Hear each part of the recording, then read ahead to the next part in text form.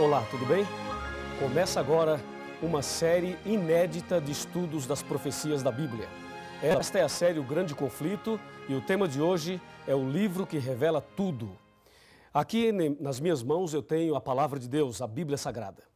No capítulo 1 do Apocalipse, no versículo 3, lemos: Bem-aventurados aqueles que leem e aqueles que ouvem as palavras da profecia e guardam as coisas nela escritas, pois o tempo está próximo. Meu amigo, vivemos exatamente num tempo em que o grande conflito entre o bem e o mal se intensifica cada vez mais.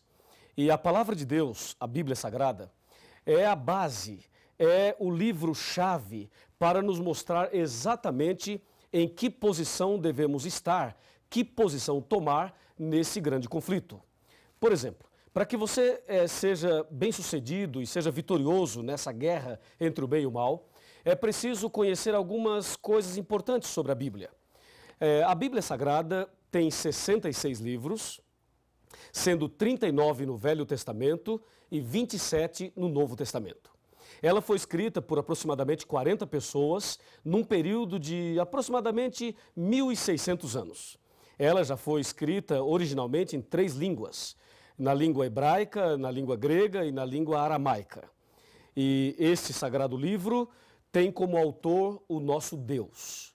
Ele deixou esse sagrado livro para que nós pudéssemos conhecer a sua vontade e para que pudéssemos também saber a revelação dele para a nossa vida nesse contexto da luta entre o bem e o mal. Me acompanhe agora que eu tenho algo muito importante a te mostrar. Por exemplo, a Bíblia Sagrada está subdividida em 5 pequenas partes. A primeira parte é história, a segunda é poesia, a terceira profecia, a quarta evangelhos e a última cartas. Vamos analisar uma a uma. Por exemplo, história. Os livros históricos da Bíblia começam em Gênesis e vai até o livro de Esther, incluindo o livro de Atos dos Apóstolos, que se encontra no Novo Testamento. A parte histórica da Bíblia, aproximadamente 90% do que está escrito lá se entende como se lê. E apenas 10%, mais ou menos, foi escrito numa linguagem simbólica profética. Então, entenda bem, a parte histórica da Bíblia são os livros que registram a história da criação, a história de Adão e Eva, a história da queda, a história de Davi e Golias, de Sansão e Dalila, do povo de Israel, os livros históricos. Esta é a primeira parte da Bíblia. A segunda é poesia. A poesia são livros que foram escritos numa linguagem poética. Por exemplo, eu tenho aqui Jó, Salmos, Provérbios, Cantares, ou seja, Cântico dos Cânticos. E também o livro de Eclesiastes. Esses livros são poéticos. E de todos eles, a poesia mais conhecida se encontra nos Salmos, que é o Salmo 23. Lembra? O Senhor é meu pastor e nada me faltará. São os livros poéticos. Destes, aproximadamente 85% do que está escrito lá se entende também como se lê. E aproximadamente 15% é numa linguagem também simbólica, figurativa. A terceira parte é a parte da profecia, que envolve o livro do Apocalipse e também o livro de Daniel. A parte profética começa em Isaías, vai até Malaquias e, repito, inclui o Apocalipse e também o livro de Daniel. Esses livros proféticos são os livros que apresentam de forma mais clara e de forma bem contundente esse grande conflito entre o bem e o mal. Entendeu? E aqui é bom que você preste muita atenção, eu tenho aqui as informações bem atualizadas sobre tudo isso. Por exemplo, o livro do Apocalipse é o livro mais difícil de se entender. E também o livro de Daniel. Mas existem outros livros proféticos, como acabei de mencionar a você. Esta é a terceira parte da Bíblia. E 95% da profecia não se entende como se lê. Veja, os livros históricos e poéticos, se você ler nesses livros, água é água mesmo. Se você ler mulher, é mulher mesmo. Vento também é isso mesmo. Ou seja, se entende como se lê. Mas na profecia não se entende como se lê. Água significa outra coisa, mulher significa também uma outra coisa, e assim sucessivamente. A quarta parte da Bíblia é a parte dos evangelhos. Os evangelhos são 4. Mateus, Marcos, Lucas e João. Esses livros narram a vida de Jesus desde o seu nascimento, também o seu sacrifício, a sua morte e a sua ressurreição, e falam ainda da volta de Jesus. No caso dos evangelhos, 85% deles se entende como se lê, e aproximadamente 15% é o que a Bíblia apresenta como parábolas, são as parábolas. E a última parte, as cartas, ou epístolas, que começam em Romanos e vai até Judas. Lembrando que esse Judas não é o Iscariotes, é o outro Judas. Assim, nós temos as 5 partes da Bíblia. Pensa comigo e me acompanhe no raciocínio agora.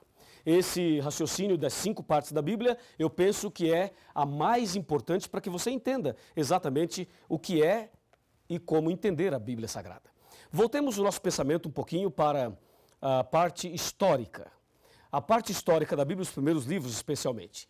Esses livros são fundamentais, porque na verdade lá no começo, em Gênesis, especialmente, também Êxodo, especialmente esses dois, eles narram para nós o início desse conflito. E se você ligar Gênesis e Êxodo com o Apocalipse, vai perceber que esse conflito entre o bem e o mal começou no céu, Apocalipse 12, versículo 7. Depois, a parte poética vem trazendo mensagens de esperança, de conforto e de segurança. Depois nós temos as profecias, que eu vou falar por último. Vamos agora para os evangelhos, que são 4. O caso dos evangelhos é um caso muito interessante, porque 85% deles se entende como se lê. Pensa comigo o seguinte, Jesus estava andando e encontrou um homem cego, ok? Colocou a mão sobre ele e disse, vê, e o cego viu. Eu pergunto, isto é simbólico ou isto aconteceu de fato? Com certeza, aconteceu de fato. Pense num outro acontecimento. Jesus estava caminhando, encontrou um paralítico e disse a ele, que queres que eu te faça? E o paralítico disse, Senhor, eu quero ficar bom, eu quero andar. E Jesus então diz, levanta-te, toma a tua cama e anda. E o paralítico levantou e andou. Isto é simbólico ou é literal? Com certeza é literal, porque isto aconteceu de fato. Agora pense de outra forma. Jesus disse certa ocasião, eu sou o bom pastor e você é a ovelha. Eu pergunto, você é uma ovelha? Claro que não, você é uma pessoa, tem 2 pernas, 2 pés. Uma ovelha tem 4, não é verdade? Então você não é uma ovelha, mas Jesus disse que você é uma ovelha e disse que ele é o pastor. Aí você tem uma linguagem simbólica, uma linguagem figurativa. Jesus também mencionou e advertiu com respeito ao trigo e o joio. O trigo são as pessoas fiéis e o joio são as pessoas infiéis. Aí você percebe uma outra linguagem simbólica. É claro que você não é trigo e você também não é joio, mas estas palavras revelam a característica ou as características daqueles que são fiéis e daqueles que são infiéis. Assim você percebe que os evangelhos, 85% se entende como se lê e 15% não se entende como se lê.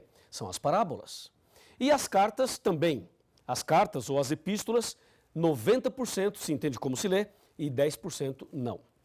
Mas o mais interessante está ligado à profecia. As profecias da Bíblia, elas foram escritas numa linguagem simbólica, especialmente o Apocalipse, o livro de Daniel. São carregados de simbolismos e isto é algo que preocupa muita gente. E há muitas pessoas que não gostam de estudar a profecia porque não entendem. Vamos observar algumas coisas da profecia. Abra sua Bíblia aí, eu vou abrir a minha aqui também para dar um exemplo. Vejamos Apocalipse capítulo 7, versículo 1. Aqui diz, abriu a sua Bíblia? Ok? Então vamos ler. Depois disto vi 4 anjos em pé nos 4 cantos da terra, conservando seguros os 4 ventos da terra, para que nenhum vento soprasse sobre a terra, nem sobre o mar, nem sobre árvore alguma. Percebeu alguma coisa diferente? Se você não percebeu, eu vou ajudá-lo. Aqui diz que tem 4 anjos nos 4 cantos da terra, segurando os ventos. Primeiro problema, a terra é quadrada? Ou é retangular para ter 4 cantos? Não, a terra é redonda. Ela não tem 4 cantos. Ora, se não tem 4 cantos, por que o Apocalipse fala que tem 4 anjos nos 4 cantos da terra? Percebeu? A profecia não se entende como se lê. E mais, diz que os 4 anjos estavam segurando os ventos. Será que dá para segurar os ventos? E será que os anjos estão impedindo os ventos de soprarem? Claro que não, porque se isto acontecesse, nós estaríamos mortos. Então, ficou claro que a profecia não se entende como se lê. E aí você deve pensar, pastor, como é que se entende? Calma, nós vamos chegar lá. Esse é apenas o primeiro estudo dessa série. Veja um outro exemplo. Abra sua Bíblia em Apocalipse 12 e confira comigo o que diz o Apocalipse 12. Versículo 1. Viu-se grande sinal no céu, a saber, uma mulher vestida do sol, com a lua debaixo dos pés e uma coroa de 12 estrelas sobre a cabeça. E aí? Na sua cidade, na sua rua, no seu bairro, você já viu uma mulher assim? Claro que não, não existe. As mulheres são bonitas, não há dúvida nenhuma, mas uma mulher como esta aqui não existe. E se não existe, por que o Apocalipse apresenta uma mulher assim? Percebeu? Mais uma prova de que a profecia não se entende como se lê, até porque uma mulher assim não existe. É ou não é? E se você observar aqui, ó, o capítulo 13, e aqui está o ponto que as pessoas têm medo, ficam assustadas, mas não fique com medo, porque a Bíblia vai nos revelar tudo nesta série do grande conflito. Veja Apocalipse 13, versículo 1. Vi emergir do mar uma besta que tinha 10 chifres e 7 cabeças, e sobre os chifres 10 diademas, e sobre as cabeças nomes de blasfêmia. E aí? Imagine uma besta saindo do mar. Isso é assustador, não é? E algumas pessoas acham que é pecado ir à praia porque a besta vai sair do mar. Que absurdo, é ou não é? Sabe por que as pessoas erram? Sabem por que as pessoas interpretam erradamente a Bíblia e pregam uma coisa que a Bíblia não diz, não ensina? É justamente porque não estudam a Bíblia. E você está de parabéns porque está aqui hoje estudando a Bíblia conosco. Em São Mateus capítulo 22, versículo 29, está escrito assim, ó: errais por não conhecer as Escrituras e nem o poder de Deus. Esse é o problema das pessoas. Não estudam a Bíblia, por isso erram. Mas eu tenho certeza absoluta que a partir de hoje você não errará mais, porque nós vamos conhecer a verdade da Bíblia. A Bíblia nos revelará tudo que você precisa saber para vencer nesse grande conflito, para ser vitorioso nessa guerra entre o bem e o mal. Aliás, eu quero dizer a você o seguinte: Jesus esteve nesse mundo. Jesus veio a esse planeta há mais ou menos 2000 anos atrás. E Jesus morreu na cruz. E quando ele morreu na cruz, ele estava pagando o preço do pecado e ali na cruz ele estava conquistando a humanidade e vencendo essa luta entre o bem e o mal. Ou seja, nesse grande conflito, Jesus já é vitorioso. E uma grande notícia para você: se você tem Jesus no coração, se você anda com Jesus, então você também é mais do que vitorioso. Não é maravilhoso saber disso? Por isso é importante o estudo da Bíblia. E agora, pense comigo na frase final. Me acompanha aqui. Aqui tem uma frase final para você. Por favor, chegue mais perto. Vamos conversar. Pode chegar mais perto, um pouquinho mais. Olhe bem dentro dos meus olhos. Está olhando? É o seguinte: eu não te conheço. Não sei o seu nome, não sei quem você é, não sei onde você mora. Mas eu sei que você deve ter suas lutas, seus problemas, suas dificuldades. Deus conhece você e Deus também me conhece. E eu não sei exatamente por que você está aqui hoje estudando a Bíblia. Mas uma coisa eu te digo em nome de Jesus. Em João 8,32 está escrito aqui na palavra de Deus o seguinte: e conhecereis a verdade, e a verdade vos libertará. Se você conhecer a verdade a partir de agora, se você fizer essa série completa, você vai conhecer toda a verdade.